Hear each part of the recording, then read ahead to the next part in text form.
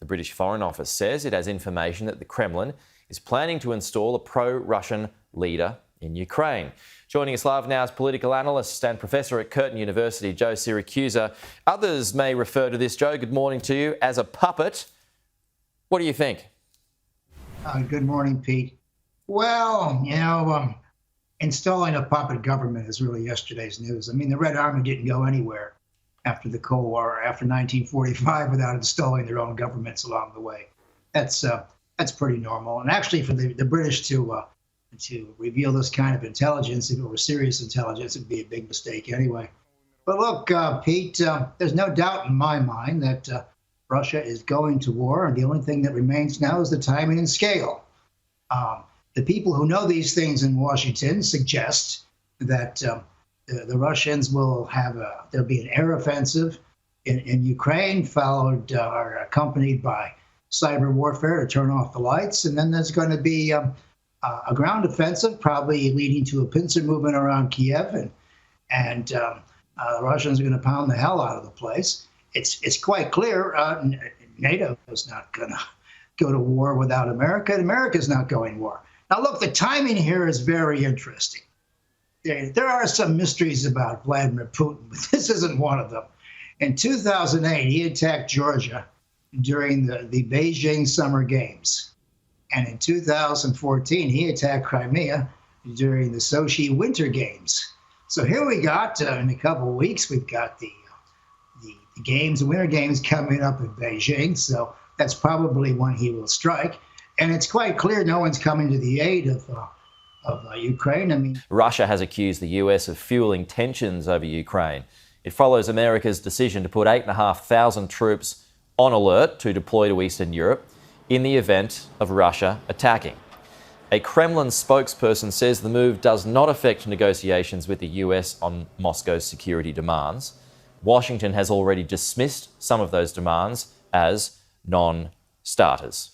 Let's bring in Michael Ware, our Sky News US contributor, to talk a little bit more about this. Michael, big year coming up. Appreciate your time as always. Good to see you, by the way. So this bloke, Yevhen Murayev, he insists that he's not a Putin patsy, but even if Putin wanted to install him in Kiev, could he?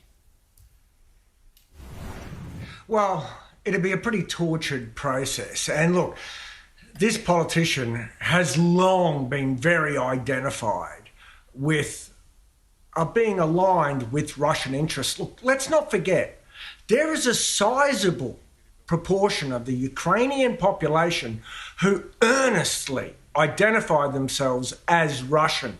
In fact, there's a strong percentage of about 30% who speak Russian as their first language and Ukrainian second. More broadly, across the rest of Ukraine, that's switching.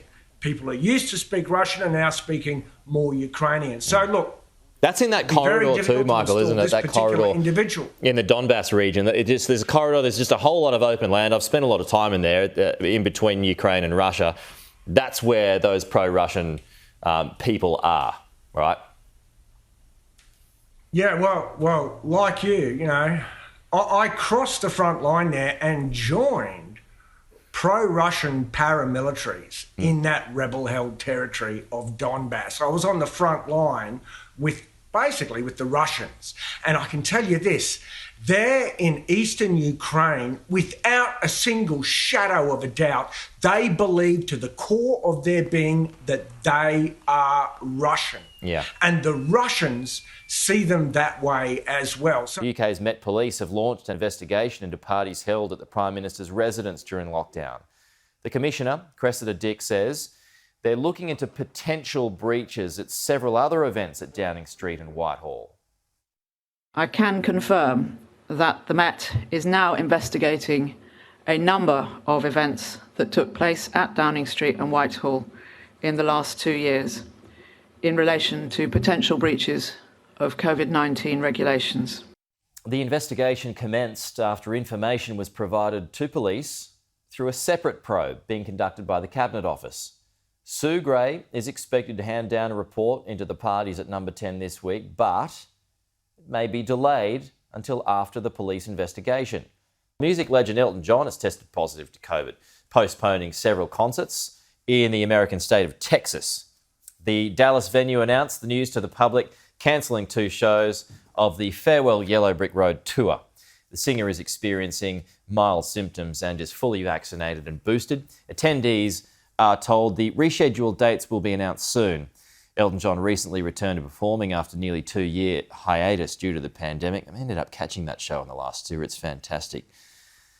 US President Joe Biden has confirmed that he will appoint a black woman as America's next Supreme Court justice in a historic first.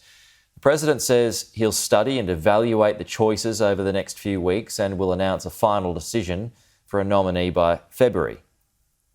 The person I will nominate will be someone with extraordinary qualifications, character, experience, and integrity.